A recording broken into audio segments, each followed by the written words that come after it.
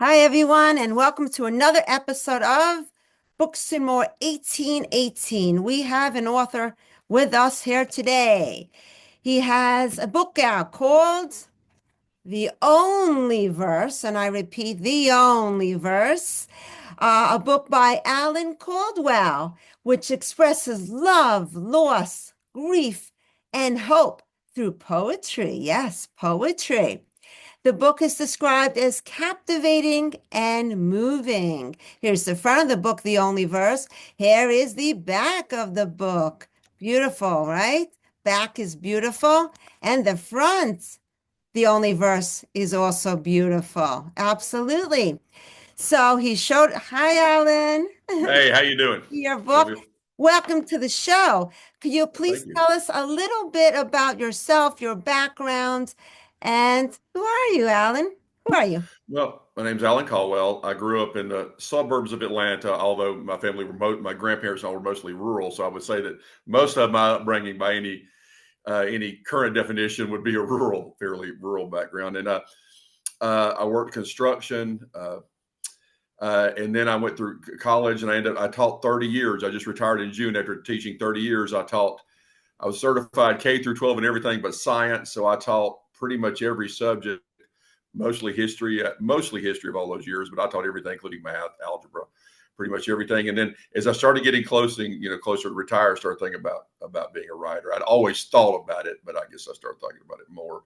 Uh, and I kind of feel like that I spent 54 years researching to be a writer because I had a very violent father, a monster, that situation that's all too common. And then I taught primarily in Title I schools. And so I taught a lot of very troubled kids. I've had 15 kids either die, commit suicide, or be murdered that I've taught in the 30 years. So I kind of felt like I spent the first 54 years of my life researching for the rest of my life, which I plan on being a writer. And this is my second book. I really didn't write anything down. I mean, I wrote things for weddings and funerals, unfortunately, and I had some eulogies I did, for some students' funerals and things. So I'd written, and I write funny stuff, but I never really thought of myself as a writer till May of 2024. So here we are in May of 2022. Excuse me, May of 2022. So here we are, April of 25, almost 3 years later, and I've been writing like crazy since then. But I really feel like that I waited, and I really feel like that maybe I'm not creative enough to make stories of my own. So I think I had to wait till I had collected enough of them. And I think I have enough to write till I fall over now. So Wow. I Maybe think that's where I am in maybe terms of you'll my write career. a book about all the kids you taught without mentioning names, of course. I'm sure Well, you have a bunch of stories about that. My daughter's a teacher, so she can tell well, I mean, my first book talks a lot about that. And my first book that was published last year in May, so it's only been out a little, just slightly less than a year. It is a collection of short stories and short essays, and I write a lot about students in that one. What's the name of your first book again? This I is the heard one both. that we did last year. It's called Have Her Smile and Hidden. That's the first book, and that was done last year. And it still has, I think it still has 5-star review after many, many, many reviews on Amazon. So it was well received, but I mean, I didn't make a whole lot of money off of it. You ask if I write about students, there's definitely stories in there about them, and there's a couple of poems in this poetry book that are about students that I've lost. One in particular about a couple of kids, and well, there are three poems in the poetry book that are about former students. So, like I say, you write about. I mean, Hemingway says you write about what you know, and maybe I'm not creative enough to create worlds that have dragons and all those sorts of things. I don't know if I have that, but I have plenty of stories that I can fill the rest of my time with. So Can you that pick out the background is where. Can you pick up a poem from this lovely book you wrote, The Only Verse? One that you really, really loved. They're all great. I read it and I really a short book. It's really short, guys. I read it in one day and I'm probably going to reread it. I loved it. Look at this book. Well, it's funny you say that. The first book, when I sent it to the publisher, was 120,000 words. Hmm. It was 120 stories. They're mostly flash fiction, and we narrowed it down to 88,000 words. So this book is about 10,000 words. So it's one ninth of my previous book. So this is the first poem that's in the book. It's a poem called Titanium, and this poem is about struggling to be a husband and a father without having good models. So I mean, poems can be about a lot of different things. And after I wrote it, of course, I saw other things that I inadvertently put in it. Okay, this is called Titanium. I let my dog lap the last few drops of coffee in my greatest husband cup. I'm not sure coffee is good for a dog, or for a man for that matter. Accounts vary. I'm also not sure I'm the greatest husband, or even the goodest one, or even a mediocre one. Accounts vary there as well. Coffee cups are not responsible for the lies or exaggerations disseminated on their behalf. I once threw my wedding band into a campfire, a shameful account she's never heard about, and maybe nothing to write a poem about. I almost lied to you and claimed that I don't know why I did it, that shameful act. I feigned ignorance a lot, but I can't pull that here, not this time. I did it because it was an almost endless, dismal winter, because I don't know how to be a husband or a father or maybe even a man, because I had no models to emulate and no maps to follow, because I believed, and maybe still believe, that happiness isn't for me or for us, all of us who are afraid of the dark, all of us who can't tolerate the itch of our collars on the backs of our necks, all of us who smell funeral flowers long after the graves are filled and the other mourners are safe at home. The next morning, I dug through the still warm coals with my old case knife my daddy gave me. I found the ring, smoked but safe.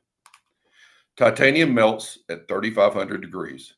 Maybe my fire was something less than that, or maybe my fire harbored a cooler spot, some sheltered recess to cloister a mediocre husband's foolishness. Wow. So that harkens back. That is that one goes back to my dad about my wife and I have been together for 40 years. We've been married for 36, and I have a son who's a wonderful firefighter paramedic, and a daughter-in-law who's a pediatric emergency room nurse. I have two beautiful grandkids, Wow. and I think it's hard. I think it's hard to be all of those things if you didn't have good models. So I think that's a struggle that I write about. So if you're asking about background, how that leads to writing, then clearly that's about my father, or at least I must tell trying you, not to be my father. doing a great job. I don't know you. I've never met you, but from what I read, it's very brave for you to write about your personal struggles. And given that you don't have such a good upbringing, I think you're doing a good job. So don't be hard on yourself. Not saying you are hard on yourself, but I applaud you. You're Yeah, I appreciate very brave man, it. and you're doing great. I think I so. appreciate it. I appreciate Yeah. it. I think that, like I say, I waited till I had plenty to write about so that I didn't get stuck. People talk about writer's block. I never have writer's block. I have to just abandon whatever I'm writing because there's always something else flowing out. And it's kind of funny. This book was published it actually was official a couple of weeks ago, and I wrote the best 3 poems I've ever written in my life a couple of days after.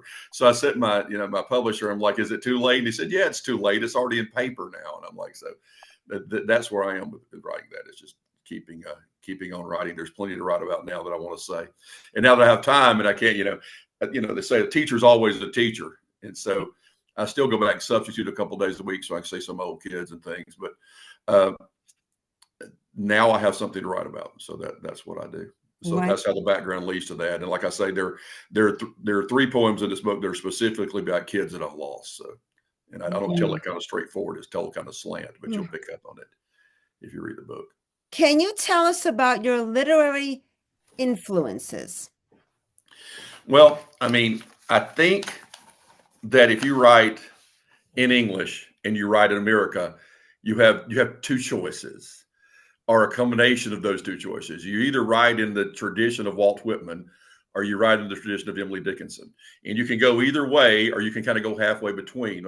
I think about one of my favorite writers, Allen Ginsberg, and there's no question that Ginsberg and Kerouac write like him, like Whitman. I mean, they're devotees of that. And you can read all of their stuff, and that willingness to just keep going with words after words, and lines and stanzas after stanzas, to keep that sort of free flowing literary voice going, is very much Walt Whitman. By the same token, on the other side of the coin, I think if you're going to write in America, if you as you write in American, you're writing in English, that you have to be influenced by Emily Dickinson. And I think you're either one of those two, you're either devotee of one of those two, or you're somewhere in the middle. Both of them are influenced. When I think of Dickinson, I mean, I think I came to Dickinson through Sylvia Plath and through Ted Hughes, E. Cummings, County Cullen, if you're looking at Harlem Renaissance writers.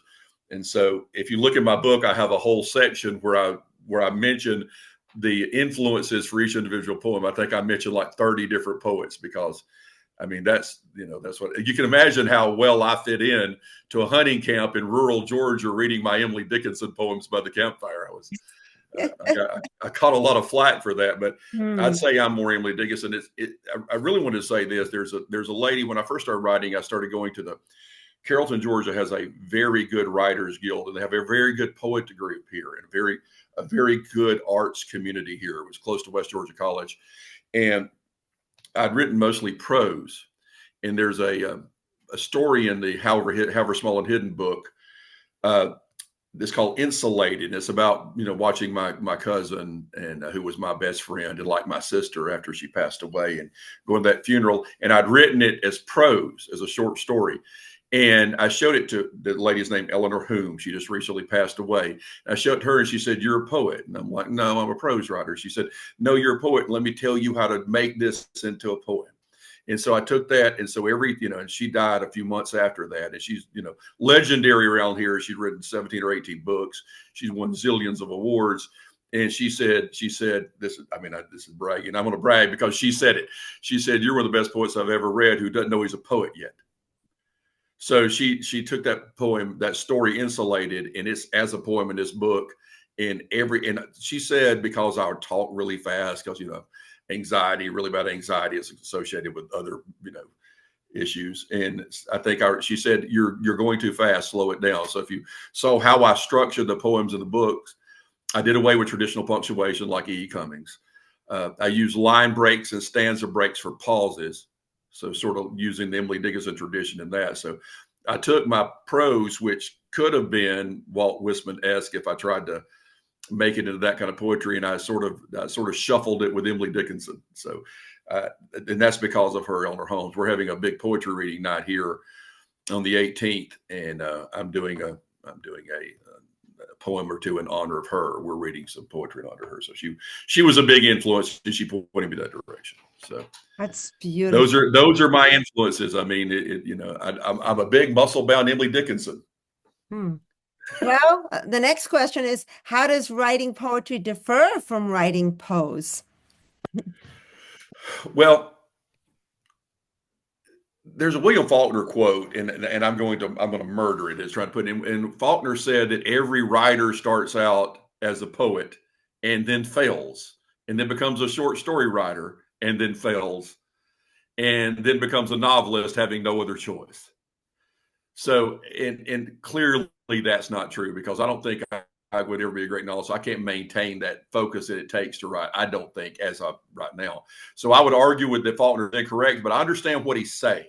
I think what Faulkner's saying there is, because you sit down to write a poem, you try to put as much in as little space, and you find sometimes it won't fit, and then you try to make it fit, and then you've messed it up.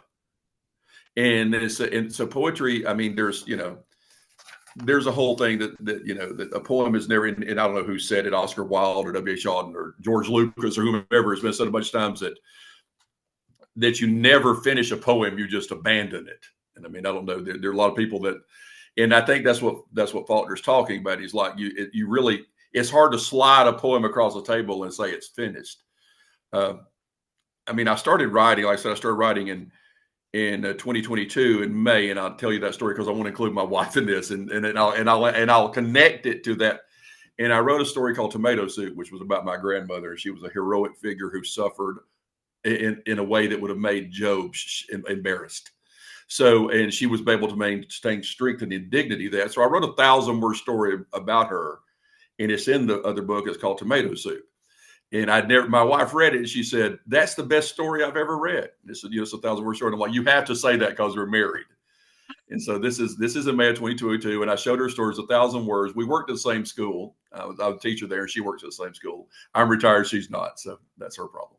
But she said this is the best story I've ever read. And I'm like, you had to say that. She said, send it to somebody. And so I went online and I saw a magazine or two, and I said to them, like, I'll never hear from this again. Literally 2 days later, they messaged me saying, I want to publish this story. So, and then I sent another one and another one. And in about a year and a half, I had about 60 short stories published in literary magazines and journals.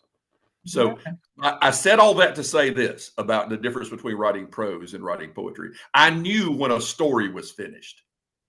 Like I get the end, I'm like, the story you met the denouement, you're at the final part of it, you know the story's it. I finish it, I write the last sentence, and I can slide it across the table and say it's done. I can never do that with a poem. And I think that's exactly what Faulkner's talking about, is you just can't let it go. I'm looking through the poem, like I was reading that poem then, I'm like, I wish I'd have changed that word to this. You just can't seem to let it go. So to me, there's a difference, and I know there are other writers that will disagree with that. But to me, the difference is you never finish a poem. So if you ask me the difference between prose and poetry, that's the difference. Because I mean, I believe, every one of these stories that are in this book, the 101 stories in this book, which you reviewed and read, and gave a great review. I appreciate that. Every one of the stories in that book, I finished, and when I finished them, I said, that's done. And I checked them for, grammar and comma splices and this, that, and the other. But in terms of finishing, it was finished. I'm never finished with a poem. I'm looking at this book now. I got mad yesterday. I was at my therapist when you called yesterday, and I was reading poetry to her, and I'm reading one. I'm like, oh, damn, I wish I'd have changed that to this. So to me, that's the difference in writing prose and poetry. Well, let the reader decide. Yeah. And I've decided it's a very good book. I mean, I just don't read even a book of poetry. Poetry is really one of my favorite genres, but I don't really read it. I wouldn't read a book in one day. But this book, I kept going and going. I'm like, I'm almost done. What? I didn't want to put it down. So I really enjoyed it. I hope we all, hope you guys will read it, The Only Verse. And maybe you can tell me your opinion of it. Maybe you can tell Alan your opinion of it.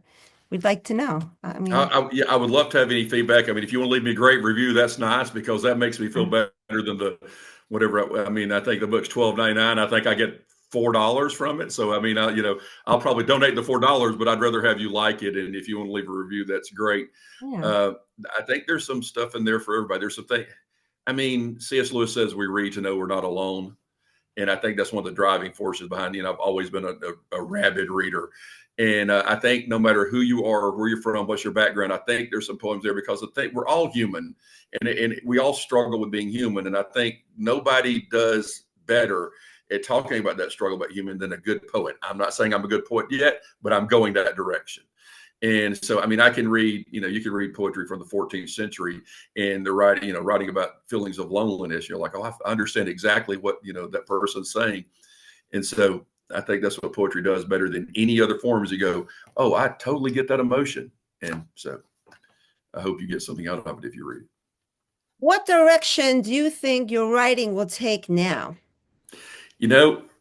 I started a novel, and I think it's about half finished. And then I started writing poetry after Eleanor took that piece of mine and told me it was a poem. And now I can't stop writing poetry. So I think I've, since this book's come out, I think I have 11 new poems that I think all 11 of them are better than the best poem that's in this book. And I think the book has some good poetry in it.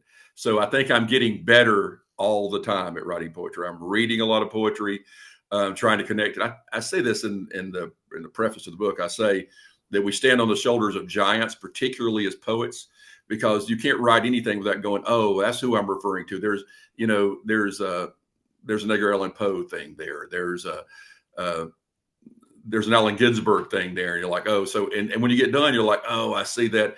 And I mean, I've heard the whole saying that, poets borrow and a good poet steals. Well, you try not to steal, but you bring a lot of influences together. And so I think the more poetry I read, I said all that to say this, I think the more poetry I read, the better it gets. And and I think in terms of the direction, I think I'm going to write another book of poetry. And I'm the one that's after Eleanor passed away here in Carrollton. There's me and one other poet that splits the lead. So we're kind of the leaders of the poetry group, which that's. we're very proud to do that. And there's a lot of there. It's amazing. This is what has amazed me since I really got into it. Is there are writers all over the place that no one's heard of that are better than it seems to me than all the people we've heard of. Uh, there's a lady in my poetry group, and I mentioned her in there, and I take a line from her. And if you read it, you'll see Cecilia Lee, and she's written books in Spanish, and she's written books in English, and she's won like lots of awards in Spanish, and now she writes those same books in English, and she's amazing. And so I just didn't realize how many great artists there are out there until you start getting this poet thing. And I started, having contact with other poets. I looked up poet laureates online locally. If you see the book, I had the Arkansas poet laureate read this book and reviewed it beforehand, and she loved it. And then the Alabama poet laureate and another writer. So you get in the community of writers as a poet, and you don't want to let it go. So I see myself writing another book of poetry when this is done. Wonderful.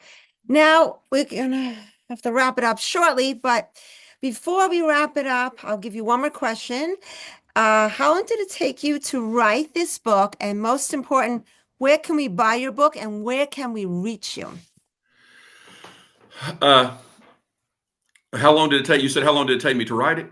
Yes. Well, I spent about a year on it, but I don't know that that's accurate because I wrote a lot of poems that I didn't put in it. So there are a lot of other, but I'm like, I don't put this, what to leave in, what to leave out. So I would say of the poetry that's in here, it's probably 3 or 4 months of, and that's also writing stuff and saying, well, this is not good, I'm going to throw it away. So I don't, as far as actual time it took to pen these 51 poems that are in here, I really don't know because I kept writing stuff and throwing it away and starting over and, control alt deleting everything and beginning again. So I don't, I think I can sit down and write a poem. I can write one a day, and only one of those of a week will be good, in my opinion. So, if you write 5 poems a week and one of them's good, then it's going to take you a year to write a book of poetry as slowly as I write. Other people. The book is on Amazon. It actually came out today, and much thanks to you because they had put all of her listeners.